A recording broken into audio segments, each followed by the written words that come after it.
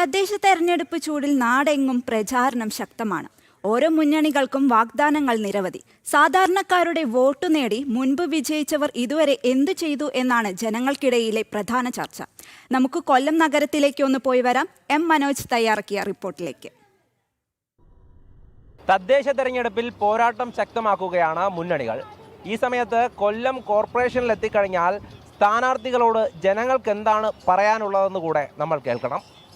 എന്താണ് ജനങ്ങൾ നേരിടുന്ന പ്രശ്നങ്ങൾ, എന്തൊക്കെയാണ് ഇവിടെ മാറ്റങ്ങൾ വരേണ്ടത്, നമുക്ക് അവരിലേക്ക് തന്നെ പോകാം.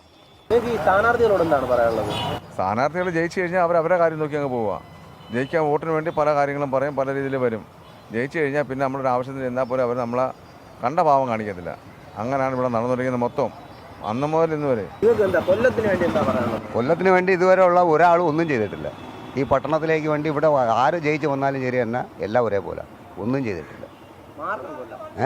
കൊല്ലത്തിന് ഒരുപാട് മാറ്റം ഉണ്ടാവണം, ഒരുപാട് മാറ്റം ഉണ്ടാവണം. കൊല്ലം എന്ന് പറയുന്ന പട്ടണത്തിന് ഒരുപാട് മാറ്റം ഉണ്ടാവണം. കാരണം മാറ്റം അനിവാര്യമാണ്, പക്ഷെ ആരും അത് ചെയ്യുന്നില്ല. നല്ലൊരു റോഡില്ല, അടിസ്ഥാന സൗകര്യങ്ങളുടെ കുറവുണ്ട് കൊല്ലത്ത്. ഒരാൾ വന്നു കഴിഞ്ഞാൽ അവർക്ക് ശൗചാലയത്തിൽ പോകാൻ പോലും ഇവിടെ പൊതു ശൗചാലയങ്ങൾ കുറവൊക്കെ ഉണ്ടെന്ന്. പൊതു ശൗചാലയം കുറവുണ്ട്. ഉള്ള ശൗചാലയത്തിൽ വൃത്തിയില്ല. അതുകൊണ്ട് അപ്പുറത്തെ കോർപ്പറേഷൻ്റെ ശൗചാലയം ഒരു വൃത്തിയില്ല. അവിടെ കഞ്ചാവുകാരും വെള്ളമടിക്കാരും വന്നിരുന്ന് അവിടെ താവളമാണത്. അവിടെ ചെന്നാൽ അറിയാം. അപ്പം നിങ്ങൾ ചെന്നാൽ നോക്കിയാൽ അവിടെ അറിയാൻ പറ്റില്ല. അതിന് കോർപ്പറേഷൻ ഒരു മുൻകൈ എടുക്കണം. പക്ഷെ അവരെടുക്കുന്നില്ലല്ലോ. അവർ കോൺട്രാക്ട് കൊടുത്ത് അവരുടെ കാര്യം തീർന്നു, അത്രേ ഉള്ളൂ. ഇതിന് കഴിവുള്ളവർ കോർപ്പറേഷനിലോട്ട് വരണം. ഉണ്ട്, പക്ഷെ ആരും അതെല്ലാം കണ്ടടക്കുക. അതെല്ലാം ചെയ്യാനുള്ള ആൾക്കാരൊക്കെ ഇവിടെ ഉണ്ട്, പക്ഷെ അവർ കണ്ടടക്കുകയാണത്. അത് തീർച്ചയായിട്ടും അത് വേണ്ടുന്ന നടപടിയാണത്. ഒരു വികസനമില്ല, ഒരു കാര്യമില്ല. കാരണം ഈ കൊല്ലത്ത് ഒരു കാര്യങ്ങളും ഇവിടെ ആരും ചെയ്തിട്ടില്ല. ഒന്നാമത്തെ കാര്യം, നമ്മളിവിടെ ഒരു പാർക്കിങ്ങോ മറ്റുള്ള കാര്യങ്ങളോ ഒന്നുമില്ല. ഇവിടെ തന്നെ ഞാൻ ഇവിടെ ഒരു സ്ഥാപനത്തിൽ വർക്ക് ചെയ്യുന്നത്. ഇവിടെ രാവിലെ തൊട്ട് വൈകുന്നേരം വരെ വെള്ളം അടിച്ചിട്ട് പ്രശ്നങ്ങളാണ്. ഇവിടെ നമ്മൾ ഒരുപാട് പേരെടുത്ത് പരാതി പറഞ്ഞിട്ടുണ്ട്.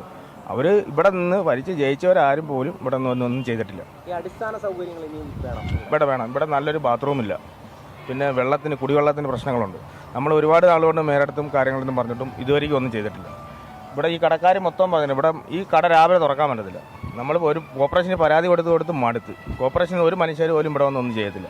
കൊല്ലത്ത് വികസനം ഉണ്ടാവണം. അപ്പോൾ ഓരോ രാഷ്ട്രീയ പാർട്ടികൾ കയറുന്നതോറും ഒരുപാട് വികസനം ഉണ്ടാവുമെന്ന ഓരോ ജനപ്രതിനിധി എന്ന നിലയിൽ ഓരോരുത്തരും കരുതുന്നത്. പക്ഷേ സമഗ്രമായൊരു വികസനം ഏത് രാഷ്ട്രീയ പാർട്ടി ആയാലും കയറുമ്പം സമഗ്രമായൊരു വികസനത്തിൻ്റെ കാര്യത്തിലേക്ക് എത്തുമ്പോൾ അവർ കാല് വരുന്നൊരു സ്വഭാവം ഉണ്ടാവുന്നത്. കൊല്ലത്തിലൊരു വികസനം വരണം തീർച്ചയായിട്ടും വരണം. ഇവിടെ ഇപ്പോൾ ഞാൻ തേവള്ളിയിൽ ഇപ്പോൾ ജയിച്ചുകൊണ്ടിരിക്കുന്ന ശൈലജ തന്നെ ജയിക്കണമെന്നാണ് എൻ്റെ അഭിപ്രായം.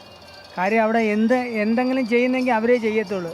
ബാക്കി എല്ലാവരും വാഗ്ദാനങ്ങളുമായിട്ട് വരത്തേ ഉള്ളൂ, വേറൊന്നും ചെയ്യത്തില്ല. ചർച്ചയാകുന്നത് വികസനം തന്നെയാണ്. കൂടുതൽ ജനങ്ങൾക്കും പറയുവാനുള്ളത് അടിസ്ഥാന സൗകര്യങ്ങളുടെ അപര്യാപ്തതയെക്കുറിച്ചും. നഗരത്തിൽ മാറ്റമുണ്ടാകണമെന്ന് ആഗ്രഹിക്കുന്നവരാണ് ജനങ്ങൾ. ബിജു പരവൂരിനൊപ്പം എം മനോജ്, ജനം, കൊല്ലം.